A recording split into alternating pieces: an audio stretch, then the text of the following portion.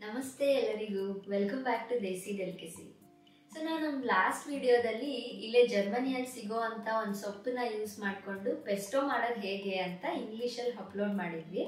ನಮ್ಮ ಫ್ರೆಂಡ್ಸ್ ಮತ್ತು family members ಎಲ್ಲ ಹೇಳಿದ್ರು ಕನ್ನಡದಲ್ಲೂ ವಿಡಿಯೋ ಮಾಡಿ ಅಂತ.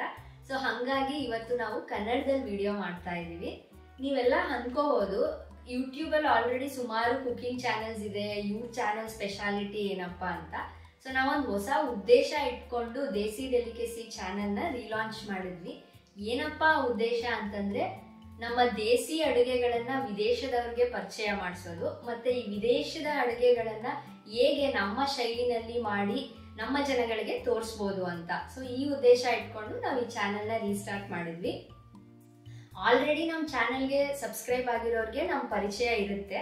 ಸೊ ಹೊಸದಾಗಿ ಈ ವಿಡಿಯೋ ನೋಡ್ತಿರೋರಿಗೆ, ನನ್ನ ಹೆಸರು ಚೈತ್ರ, ನಾನು 5 ವರ್ಷದಿಂದ ಜರ್ಮನಿಯಲ್ಲಿ ಇದ್ದೀನಿ.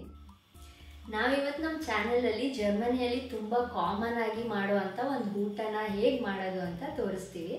ಜರ್ಮನಿ ಊಟ ಅಂದ ತಕ್ಷಣ ತುಂಬ ಜನಕ್ಕೆ ಕ್ಯೂರಿಯಾಸಿಟಿ ಇರುತ್ತೆ. ನಾವು ಕರ್ನಾಟಕದಲ್ಲಿ ಬೆಳಗ್ಗೆ ಬ್ರೇಕ್ಫಾಸ್ಟ್ಗೆ ಇಡ್ಲಿ, ದೋಸೆ, ರೊಟ್ಟಿ ಮತ್ತು ಮಧ್ಯಾಹ್ನ ಊಟಕ್ಕೆ ಮುದ್ದೆ, ಅನ್ನ, ಸಾಂಬಾರು ಆ ಥರ ತಿಂತೀವಿ. ಅದೇ ರೀತಿ ಇವ್ರದ್ದು ಏನಾದರೂ ಕಾಮನ್ ಆಗಿ ಇರಬೇಕಲ್ವಾ. ಸೊ ಇವ್ರುಗಳು ಏನು ತಿಂತಾರೆ ಅಂದರೆ ತುಂಬ ಬ್ರೆಡ್ಸು ಮತ್ತು ಆಲೂಗಡ್ಡೆ, ಆಮೇಲೆ ತುಂಬ ಮೀಟ್ಗಳು, ವೆರೈಟೀಸ್ ಆಫ್ ಮೀಟ್ಸ್ನ ತಿಂತಾರೆ. ಸೊ ನಾವು 5 ಇಯರ್ಸಿಂದ ಜರ್ಮನಿಲಿ ಇರೋದ್ರಿಂದ ಬ್ರೆಡ್ ತಿನ್ನೋದು ಅಭ್ಯಾಸ ಆಗೋಗಿದೆ. ಕೆಲವೊಂದು ಸರಿ ಬ್ರೇಕ್ಫಾಸ್ಟ್ಗೆ ನಾವು ಬ್ರೆಡ್ಸ್ನ ತಿನ್ಕೊಂಡೇ ಹೋಗ್ತೀವಿ. ಮನೆಯಲ್ಲಿ ಬ್ರೆಡ್ ತಿಂದ್ವಿ ಅಂತ ಹೇಳಿದ್ರೆ, ಓ ನೀವು ಬ್ರೆಡ್ ತಿನ್ಕೊಂಡು ಜೀವನ ಮಾಡ್ತಿದ್ದೀರಾ ಬ್ರೇಕ್ಫಾಸ್ಟ್ಗೆ ಅಂತ ಹೇಳ್ತಾರೆ. ಏನಕ್ಕಂದರೆ ಇಂಡಿಯಾದಲ್ಲಿ ನಮಗೆ 1 ಅಥವಾ 2 ಥರ ಬ್ರೆಡ್ ಅಷ್ಟೇ ಗೊತ್ತು. ಬಟ್ ಇಲ್ಲಿ ತುಂಬ ವೆರೈಟೀಸ್ ಆಫ್ ಬ್ರೆಡ್ಸ್ ಇದೆ. ವೆರೈಟೀಸ್ ಅಂದರೆ ಬರೀ 10 ಅಥವಾ 20 ಥರ ಅಲ್ಲ, 3000 ಥರ ಬ್ರೆಡ್ಗಳಿದೆ ಇಲ್ಲಿ. ಅದರಲ್ಲಿ ನಾವು 3000ನೂ ಟೇಸ್ಟ್ ಮಾಡಿ ನೋಡಿಲ್ಲ. ಕೆಲವೊಂದು ಬ್ರೆಡ್ನ ಟೇಸ್ಟ್ ಮಾಡಿದ್ದೀವಿ, ತುಂಬ ಚೆನ್ನಾಗಿದೆ. ಕೆಲವೊಂದನ್ನ ನಮ್ಮ ಫ್ರೆಂಡ್ಸಿಂದ ಹೇಗೆ ಮಾಡೋದು ಅಂತ ಕೂಡ ಕಲ್ತಿದ್ದೀವಿ. ಮತ್ತು ಈ ಬ್ರೆಡ್ನ ಮಾಡೋದು ಕೂಡ ನೆಕ್ಸ್ಟ್ ನಮ್ಮ ವಿಡಿಯೋದಲ್ಲಿ ತೋರಿಸ್ಬೇಕು ಅಂತ ಅಂದ್ಕೊಂಡಿದ್ದೀವಿ. ಇವತ್ತಿನ ವಿಡಿಯೋದಲ್ಲಿ ಜರ್ಮನ್ಸು ಕಾಮನ್ ಆಗಿ ತಿನ್ನುವಂತಹ ಮ್ಯಾಶ್ಡ್ ಪೊಟ್ಯಾಟೋಸ್, ಮಶ್ರೂಮ್ ಸಾಸ್ ಮತ್ತು ಅದಕ್ಕೆ ಸೈಡಿಗೆ ಶಾಲೋ ಫ್ರೈಡ್ ಚಿಕನ್ನ ಹೇಗೆ ಮಾಡೋದು ಅಂತ ತೋರಿಸ್ತೀವಿ. ಈ ಡಿಶ್ನ ಮಾಡೋದು ತುಂಬ ಸಿಂಪಲ್, ಮತ್ತು ಇದಕ್ಕೆ ಬೇಕಾಗಿರೋ ಇಂಗ್ರೀಡಿಯೆಂಟ್ಸು ಇಂಡಿಯಾದಲ್ಲಿ ಎಲ್ಲ ಕಡೆನೂ ಸಿಗುತ್ತೆ. ಚಿಕ್ಕ ಮಕ್ಕಳಿಂದ ಹಿಡಿದು ದೊಡ್ಡವ್ರ ತನಕನೂ ಇಷ್ಟಪಡ್ತಾರೆ ಈ ರೆಸಿಪಿನ. ಯಾರು ಬೇಕಾದರೂ ಮಾಡ್ಬೋದು ಇದನ್ನು. ಆ್ಯಕ್ಚುಲಿ ನಾವು ಇದನ್ನು ಒರಿಜಿನಲಿ ಜರ್ಮನ್ಸ್ ಹೇಗೆ ಮಾಡ್ತಾರೆ ಆ ಥರ ಟ್ರೈ ಮಾಡ್ತಿಲ್ಲ. ಏನಕ್ಕೆ ಅಂದರೆ ಅವರು ಉಪ್ಪು ಖಾರ ಸ್ವಲ್ಪ ಕಡಿಮೆ ಹಾಕಿರ್ತಾರೆ. ಆದ್ದರಿಂದ ನಾವು ಇದಕ್ಕೆ ಸ್ವಲ್ಪ ನಮ್ಮ ಸ್ಟೈಲ್, ದೇಸಿ ಸ್ಟೈಲ್ಸು ನಮ್ಮ ಮಸಾಲಾನ ಆ್ಯಡ್ ಮಾಡಿ ಸ್ವಲ್ಪ ಚೇಂಜ್ ಮಾಡ್ಕೊಂಡಿದ್ದೀವಿ. ಸೊ ನಮ್ಮ ರೀತಿಯಲ್ಲಿ ಹೇಗೆ ಜರ್ಮನ್ಸು ಮಾಡುವಂಥ ಮ್ಯಾಶ್ಡ್ ಪೊಟ್ಯಾಟೊ, ಮಶ್ರೂಮ್ ಸಾಸ್ನ ಮಾಡೋದು ಅಂತ ತೋರಿಸ್ತೀನಿ, ಬನ್ನಿ. ಮೊದಲು ಮ್ಯಾಶ್ಡ್ ಪೊಟ್ಯಾಟೋಸ್ನ ಮಾಡ್ಕೊಳ್ಳೋಣ. ಅದಕ್ಕೆ ಏನೇನು ಇಂಗ್ರೀಡಿಯೆಂಟ್ಸ್ ಬೇಕು ಅಂದರೆ ಆಲೂಗಡ್ಡೆ, ಸಾಲ್ಟ್, ಪೆಪ್ಪರು ಮತ್ತು ಆಲೂಗಡ್ಡೆ ಬೇಯಿಸೋದಕ್ಕೆ ನೀರು, ಇಷ್ಟಿದ್ರೆ ಸಾಕು. ಇಲ್ಲಿ ನಾನು ಮೀಡಿಯಮ್ ಸೈಜ್ 4 ಆಲೂಗಡ್ಡೆ ತೊಗೊಂಡಿದ್ದೀನಿ. ಸೊ ಇದು ಒಂದು ಹೊತ್ತಿಗೆ ಇಬ್ರಿಗೆ ಆಗುತ್ತೆ. ಈ ಆಲೂಗಡ್ಡೆನ ಪೀಲ್ ಮಾಡಿಕೊಂಡು 4 ಭಾಗ ಮಾಡ್ಕೊಳ್ಳೋಣ, ಏಕೆಂದರೆ ಇದು ಬೇಯೋದಕ್ಕೆ ಈಸಿ ಆಗುತ್ತೆ.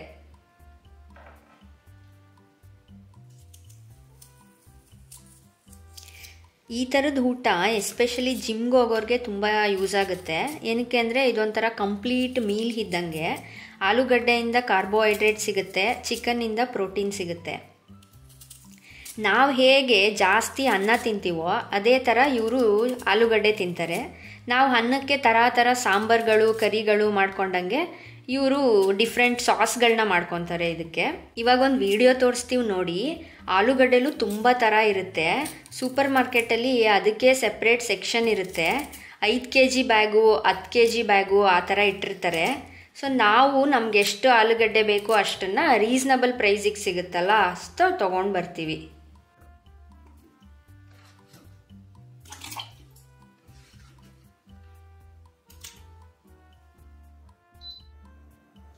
ಆಲೂಗಡ್ಡೆ ಬೇಯೋ ಅಷ್ಟರಲ್ಲಿ ಚಿಕನ್ನ ಮ್ಯಾರಿನೇಟ್ ಮಾಡಿ ಇಟ್ಕೊಳ್ಳೋಣ. ಹಂಗೆ ಸಾಸ್ಗೆ ಏನೇನು ಬೇಕು ರೆಡಿ ಮಾಡಿ ಇಟ್ಕೊಳ್ಳೋಣ. ಚಿಕನ್ ಮ್ಯಾರಿನೇಷನ್ ಮಾಡೋದಕ್ಕೆ 2 ಪೀಸ್ ಚಿಕನ್ ಬ್ರೆಸ್ಟ್ನ ತೊಗೊಂಡಿದ್ದೀನಿ. ನಾನು ಇದನ್ನ ಜಾಸ್ತಿ ಮಸಾಲ ಹಾಕಿ ಏನು ಮಾಡ್ತಾಯಿಲ್ಲ, ತುಂಬ ಸಿಂಪಲ್ಲಾಗಿ ಮಾಡ್ತಿರೋದ್ರಿಂದ ಇದಕ್ಕೆ 1 table spoon ginger garlic paste, ಅರ್ಧ tea spoon chilli powder, 1/4 tea spoon garam masala, ಸ್ವಲ್ಪ ಕಸೂರಿ ಮೇಥಿ ಮತ್ತು ರುಚಿಗೆ ತಕ್ಕಷ್ಟು ಉಪ್ಪು ಮತ್ತು ಮೆಣಸು. ಸೊ ಇಷ್ಟೆಲ್ಲ ಇಂಗ್ರೀಡಿಯೆಂಟ್ಸ್ನ ಚಿಕನ್ಗೆ ಹಾಕಿ ಮ್ಯಾರಿನೇಟ್ ಮಾಡಿ ಇಟ್ಕೊಳ್ಳೋಣ. ಇಲ್ಲಿ ಚಿಕನ್ನೇ ಯೂಸ್ ಮಾಡಬೇಕು ಅಂತ ಏನಿಲ್ಲ, ಚಿಕನ್ ಬದಲು ಫಿಶ್ನ ಕೂಡ ನೀವು ರಿಪ್ಲೇಸ್ ಮಾಡ್ಕೊಬೋದು. ವೆಜಿಟೇರಿಯನ್ಸ್ ಆದರೆ ಇದನ್ನು ಪನ್ನೀರಿಂದ ಬೇಕಂದರೆ ರಿಪ್ಲೇಸ್ ಮಾಡ್ಬೋದು. ಇವಾಗ ಚಿಕನ್ಗೆ ಮಸಾಲ ಹಚ್ಚಾಗಿದೆ, ಇದನ್ನು ಪಕ್ಕಕ್ಕೆ ಇಟ್ಬಿಟ್ಟು ಸಾಸ್ಗೆ ಏನು ಬೇಕು ಅಂತ ನೋಡೋಣ. 20ರಿಂದ 25 ಗ್ರಾಮ್ ಬೆಣ್ಣೆ ಮತ್ತು 1/4 ಟೀ ಸ್ಪೂನ್ ಜೀರಿಗೆ, 2 ಬೆಳ್ಳುಳ್ಳಿ ಎಸ್ಲನ್ನು ಸಣ್ಣದಾಗಿ ಕಟ್ ಮಾಡಿ ಇಟ್ಕೊಂಡಿದ್ದೀನಿ ಮತ್ತು ಸ್ವಲ್ಪ ಬೆಸಿಲ್ ಕೂಡ ತೊಗೊಂಡಿದ್ದೀನಿ. ಇದು ಆಪ್ಷನಲ್ಲು, ನಿಮ್ಮ ಹತ್ರ ಬೆಸಿಲ್ ಇಲ್ಲ ಅಂತಂದರೆ ಕಸೂರಿ ಮೇಥಿ ಯೂಸ್ ಮಾಡಿ, ಅದು ಇಲ್ಲ ಅಂತಂದರೆ ಇದನ್ನು ಸ್ಕಿಪ್ ಕೂಡ ಮಾಡ್ಬೋದು, ಇದೇನು ಮ್ಯಾಂಡೇಟ್ರಿ ಅಲ್ಲ. ಖಾರಕ್ಕೆ 1 ಮೆಣಸಿನ್ಕಾಯಿನ ತೊಗೊಂಡಿದ್ದೀನಿ, ಇದನ್ನ 2 ಭಾಗ ಮಾಡಿ ಇಟ್ಕೊಂಡಿದ್ದೀನಿ. ಸೊ ಈ ಮೆಣಸಿನ್ಕಾಯಿ ಬಂದು ನಾವು ಇಂಡಿಯಾಯಿಂದ ಬರ್ತಾ ತೊಗೊಂಡು ಬಂದಿದ್ದು. 1 kg ಮೆಣಸಿನ್ಕಾಯಿನ ತೊಗೊಂಡು ಫ್ರೀಝರಲ್ಲಿ ಸ್ಟೋರ್ ಮಾಡಿದ್ವಿ. ನಮ್ಗೆ ಯಾವಾಗ ಬೇಕಂದರೆ ಅವಾಗ ಯೂಸ್ ಮಾಡ್ಕೋಬೋದು, ಸುಮಾರು 1 ವರ್ಷ ತನಕ ಇಟ್ಕೋಬೋದು, ಫ್ರೆಶ್ ಆಗೇ ಇರುತ್ತೆ. ಮತ್ತು ಒಂದು ಸಣ್ಣ ಈರುಳ್ಳಿನ ಕಟ್ ಮಾಡಿ ಇಟ್ಕೊಂಡಿದ್ದೀನಿ. ಮಶ್ರೂಮ್ ಸಾಸ್ ಮಾಡೋದಕ್ಕೆ ಅಫ್ಕೋರ್ಸ್ ನಮಗೆ ಮಶ್ರೂಮ್ಸ್ ಬೇಕು. ಇಲ್ಲಿ ನಾನು 1/4 kg ಮಶ್ರೂಮ್ಸ್ನ ತೊಳೆದು ಇಟ್ಕೊಂಡಿದ್ದೀನಿ. ಸಾಸು ಥಿಕ್ನೆಸ್ ಬರಬೇಕಲ್ವಾ, ಅದಕ್ಕೆ ನಾನು 2 ಟೇಬಲ್ ಸ್ಪೂನು ಓಟ್ಸ್ ಪುಡಿನ ಇಟ್ಕೊಂಡಿದ್ದೀನಿ. ನಿಮ್ಮ ಹತ್ರ ಓಟ್ಸ್ ಇಲ್ಲ ಅಂತಂದರೆ ನೀವು ಮೈದಾ ಹಿಟ್ಟಿಂದ ಕೂಡ ರೀಪ್ಲೇಸ್ ಮಾಡ್ಬೋದು. ಮತ್ತು ಸಾಸ್ ಮಾಡೋದಕ್ಕೆ ನಮಗೆ ಹಾಲು ಬೇಕು. ಇಲ್ಲಿ ನಾನು 1/2 ಲೀಟ್ರು ಹಾಲನ್ನ ಯೂಸ್ ಮಾಡ್ತಾ ಇದ್ದೀನಿ. ಇವಾಗ ಮಶ್ರೂಮ್ಸ್ನ ಸಣ್ಣದಾಗಿ ಕಟ್ ಮಾಡ್ಕೊಳ್ಳೋಣ.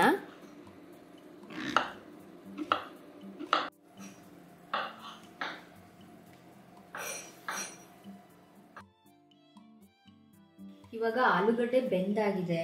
ನಾನು ಎಲ್ಲ ನೀರನ್ನು ಬಸ್ತಿಲ್ಲ, ಸ್ವಲ್ಪ ನೀರು ಇಟ್ಕೊಂಡಿದ್ದೀನಿ, ನೋಡ್ಬೋದು ನಿಮ್ಗೆ ಇಲ್ಲಿ ಕಾಣಿಸ್ತಿದೆ.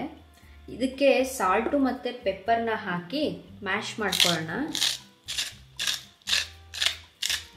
ಸೊ ನೀವು ಕೊರಿಯಾಂಡರ್ ಇದ್ದರೆ ಕೊರಿಯಾಂಡರ್ ಕೂಡ ಹಾಕೋಬೋದು, ಅದು ಹಾಕೊಂಡ್ರೆ ರುಚಿ ಚೆನ್ನಾಗಿರುತ್ತೆ.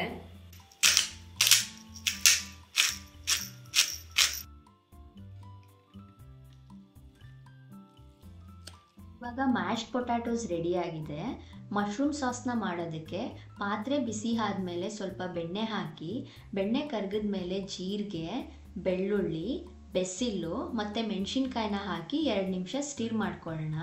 ಯೂಶ್ವಲಿ ಜರ್ಮನ್ಸು ಮೆಣಸಿನ್ಕಾಯಿ ಮತ್ತು ಜೀರಿಗೆನ ಹಾಕಲ್ಲ, ನಾವು ಸ್ವಲ್ಪ ಖಾರ ಇರಲಿ ಸಾಸು ಅಂದ್ಬಿಟ್ಟು ಇದನ್ನು ಆ್ಯಡ್ ಮಾಡ್ಕೊಂಡಿದ್ದೀವಿ.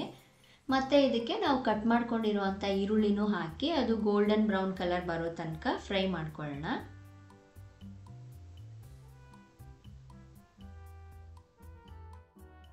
ನೆಕ್ಸ್ಟ್ ಇದಕ್ಕೆ ಮಶ್ರೂಮ್ಸ್ನ ಹಾಕಿ ಮಶ್ರೂಮ್ಸ್ನ ಫ್ರೈ ಮಾಡೋಣ. ಆ್ಯಕ್ಚುಲಿ ಒಂದಿನ ನಮ್ಮ ಜರ್ಮನ್ ಕಲೀಗು ನಮ್ಮನ್ನ ಡಿನ್ನರ್ಗೆ ಇನ್ವೈಟ್ ಮಾಡಿದರು. ಅವ್ರ ಮನೆಯಲ್ಲೂ ಕೂಡ ಮ್ಯಾಶ್ಡ್ ಪೊಟ್ಯಾಟೋಸ್, ಮಶ್ರೂಮ್ ಸಾಸು ಜೊತೆಗೆ ಮೀನನ್ನ ಕೊಟ್ಟಿದ್ರು. ತುಂಬ ಚೆನ್ನಾಗಿತ್ತು. ಅವ್ರ ಮನೆಯಿಂದ ಬಂದಮೇಲಿಂದ ನಾವಂತೂ ತುಂಬ ಸತಿ ಇದನ್ನು ಟ್ರೈ ಮಾಡಿದ್ದೀವಿ. ಏನಕ್ಕಪ್ಪ ಅಂದರೆ ಇದನ್ನು ಮಾಡೋದು ಕೂಡ ತುಂಬ ಸಿಂಪಲ್ಲು. ಮತ್ತು ನಮ್ಗೆ ಯಾವಾಗಾದರೂ ಆಫೀಸಿಂದ ಲೇಟಾಗಿ ಮನೆಗೆ ಬಂದಾಗ ಅಥವಾ ಅಡುಗೆ ಮಾಡೋದಕ್ಕೆ ಟೈಮ್ ಇಲ್ಲ ಅಂತಂದಾಗ ಇದನ್ನು ಯಾವಾಗಲೂ ಮಾಡ್ಕೋತಾ ಇದ್ವಿ. ತುಂಬ ಚೆನ್ನಾಗಿರ್ತಿತ್ತು.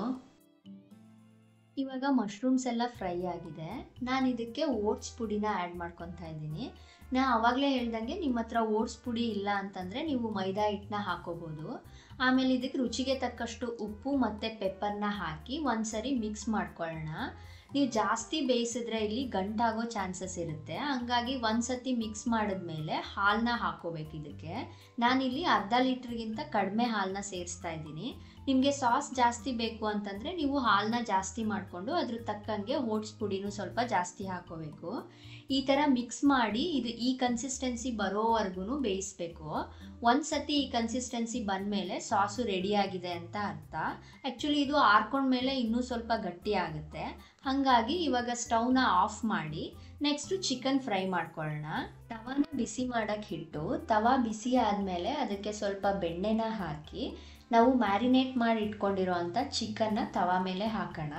ಇಲ್ಲಿ ನಾನಿವತ್ತು ತವಾ ಮೇಲೆ ಚಿಕನ್ ಫ್ರೈ ಮಾಡೋದನ್ನ ತೋರಿಸ್ತಾ ಇದ್ದೀನಿ.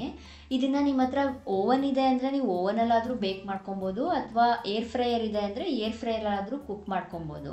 ಅದರಲ್ಲಾದರೆ ತುಂಬ ಬೇಗನೆ ಆಗುತ್ತೆ. ಇಲ್ಲಿ ತವಾ ಮೇಲೆ ಮಾಡ್ತಿರೋದ್ರಿಂದ ಇದು ಸುಮಾರು ಒಂದು 20ರಿಂದ 25 ನಿಮಿಷ ಆಗ್ಬೋದು ಚಿಕನ್ ಕುಕ್ ಆಗೋದಕ್ಕೆ. ಮತ್ತು 5 ನಿಮಿಷಕ್ಕೂ ನೀವು ಈ ಥರ ಚಿಕನ್ನ ಫ್ಲಿಪ್ ಮಾಡ್ಕೊತಾ ಇರಬೇಕು, ಇಲ್ಲ ಅಂದರೆ ಒಂದೇ ಕಡೆ ಅದು ಸೀದ್ ಹೋದಂಗೆ ಆಗುತ್ತೆ. ಈಗ 25 ನಿಮಿಷ ನಾನು ಕುಕ್ ಮಾಡಿದ್ಮೇಲೆ ಚಿಕನ್ನು ರೆಡಿ ಆಗಿದೆ. ಸೇವ್ ಮಾಡ್ಕೊಳ್ಳೋಣ. ನೋಡ್ಬೋದು ನೀವಿಲ್ಲಿ, ಇದು ತುಂಬ ಕಲರ್ಫುಲ್ಲಾಗಿ ಕಾಣಿಸ್ತಿದೆ. ಕಲರ್ಫುಲ್ ಅಷ್ಟೇ ಅಲ್ಲ, ಟೇಸ್ಟಿ ಕೂಡ ಇದೆ. ಇವತ್ತಿನ ವಿಡಿಯೋದಲ್ಲಿ ನಾವು ಮಾಡಿರೋ mashed potatoes, mushroom sauce and shallow chicken fry ನಿಮಗೆಲ್ಲ ಇಷ್ಟ ಆಗಿದೆ ಅಂತ ಅಂದ್ಕೊಂಡಿದ್ದೀವಿ. ಈ ರೆಸಿಪಿ ತುಂಬ ಸಿಂಪಲ್ ಆಗಿರೋದ್ರಿಂದ ನೀವೆಲ್ಲರೂ ಕೂಡ ನಿಮ್ಮ ಮನೆಯಲ್ಲಿ ಟ್ರೈ ಮಾಡಿ ಹೇಗಿತ್ತು ಅಂತ ಕಮೆಂಟ್ ಮಾಡಿ. ಈ ವಿಡಿಯೋನ ಲೈಕ್ ಮತ್ತು ಶೇರ್ ಮಾಡೋದು ಮರಿಬೇಡಿ. ಮತ್ತು ಯಾರ್ಯಾರು ಇನ್ನೂ ನಮ್ಮ ಚಾನಲ್ಗೆ ಸಬ್ಸ್ಕ್ರೈಬ್ ಆಗಿಲ್ಲ ಅವರು ಸಬ್ಸ್ಕ್ರೈಬ್ ಮಾಡಿ. Thank you for joining Desi Delicacy today. Until next time, happy cooking.